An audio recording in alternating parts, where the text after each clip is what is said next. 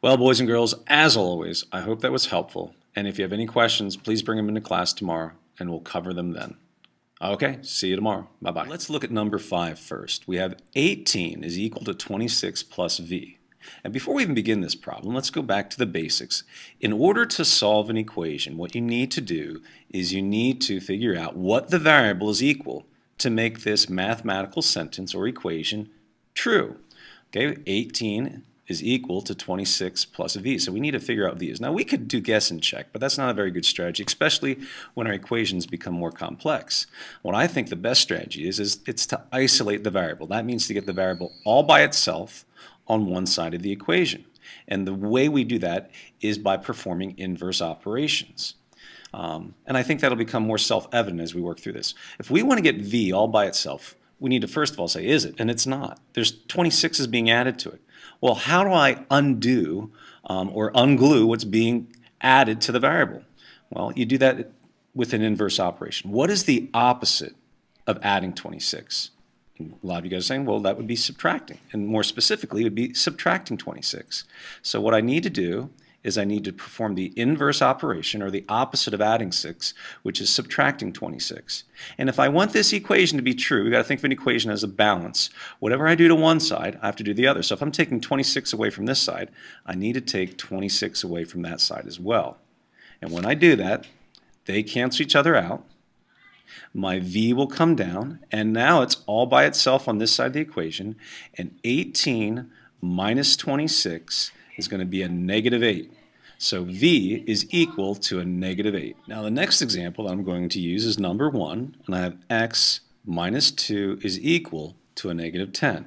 Again, we start out by saying, okay, I want to isolate the variable x. I want to get x all by itself. Is it? No. 2 is being taken away or subtracted from it. Okay, well, how do I get it all by itself? How do I isolate the variable? I isolate the variable by performing the inverse operation, the opposite of what is happening to x. If minus 2 is happening to x, or 2 is being taken away, what's going to undo that? What's going to unglue that so that the variable is all by itself? The inverse operation, which is plus 2. Okay, adding 2 is the inverse or opposite of subtracting 2. And once again, I need to keep my equation balanced. So what I do to one side, I must do to the other side. So I'm adding 2 to both sides of the equation. When I do that, a negative 2 and a positive 2 cancel each other out. I bring my variable down, x.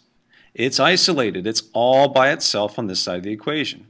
And then over here, a negative 10 plus a positive 2 will be a negative 8.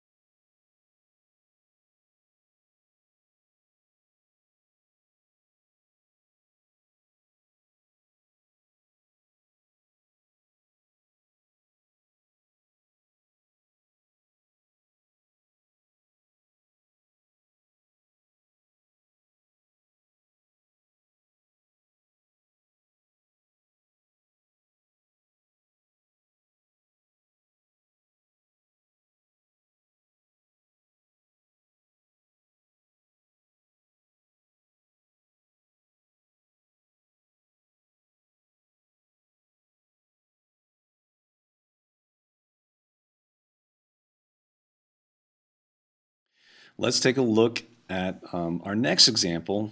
This time, n is being divided by 26. Okay, right away, you should begin to be seeing the pattern here, what you should be asking yourself. You should always, when you go into an equation, you should ask yourself, what's happening to the variable? Because I need to undo it.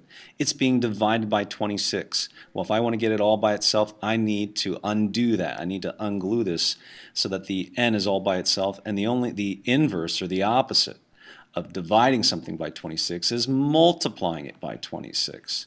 And what I do to one side, I need to do to the other side. These 26's will cancel each other out. I'm left with n. It's isolated all by itself on the left.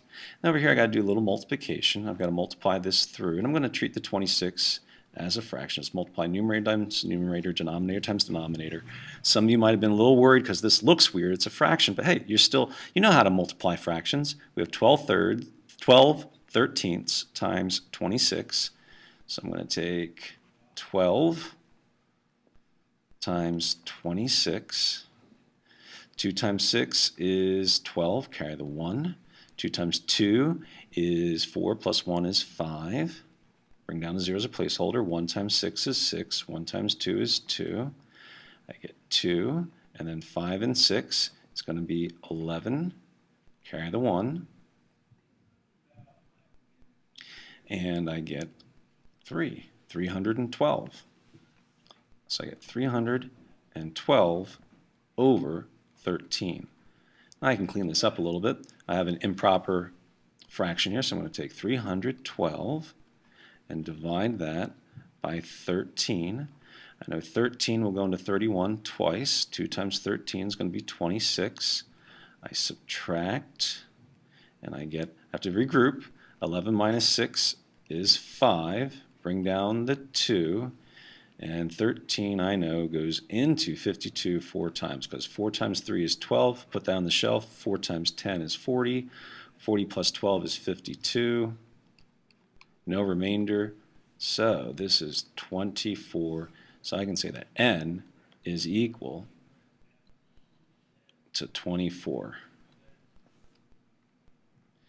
Well, I had to throw at least one complex problem in here. And I know when you're looking at this, you're freaking out. You're saying, oh, I can't do it. Well, you know what? Once again, just math, just like life, is just sometimes when you have a problem that looks complicated, you just have to break it down and take care of it one step at a time. Okay, and the goal, you need to always ask yourself, what's the goal? The goal is to isolate the variable. Well, a lot of stuff is happening to my variable n over here.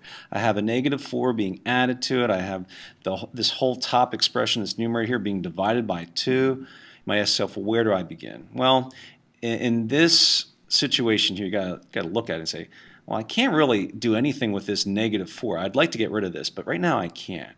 But if I want to get rid of this divided by 2, I can do that. I can do that. I know that the inverse operation of dividing something by 2 is multiplying it by 2. Now watch what happens. If I multiply this whole expression here by 2, okay, that is going to cancel out the 2's. And we'll see how this problem will start looking a lot friendlier right away. And what I do to one side of the equation, I must do to the other side. So when I multiply this by 2, it gets rid of the denominator. And now I just have -4 plus n is equal to a -3 times 2, which is a -6. The problem is already looking more friendly. Now this is what we call a two-step equation. Now I have another step I have to follow, because is the n isolated? Is it all by itself? No. We're getting closer, but it's not all by itself yet. So you have to ask yourself, what's happening n? Well, I have a -4 that's being added to it. Okay, well, what's the opposite of adding a -4? It would be adding a +4. So I'm going to add 4 to that -4 to get rid of that. And what I do to one side, I'm going to do to the other side.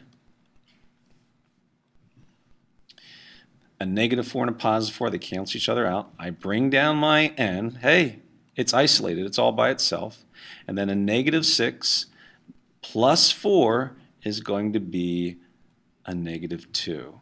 And that's my final answer. And if I went in here, let's see what happens. If I have a -4 plus a -2, that would be a -6.